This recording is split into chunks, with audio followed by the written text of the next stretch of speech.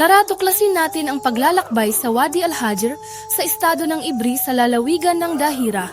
Ang Wadi Al-Hajr ay matatagpuan sa estado ng Ibri at mga 50 kilometro ang layo mula sa sentro ng estado. Kilala ang wadi sa masaganang daloy ng tubig nito sa pagitan ng mga batong bundok. At ang mga sanga nito ay nagmumula sa mga mataas na lugar ng Green Mountain. Sa mga pampang nito ay may mga puno ng sidra at palma na nagbibigay ng magagandang tanawin na bumubuo ng isang perpektong destinasyon para sa mga bisita, para sa camping at pamamalagi. Para mas makilala pa ang lugar, mangyaring iscan ang QR code at tamasahin ang isang natatanging karanasan sa camping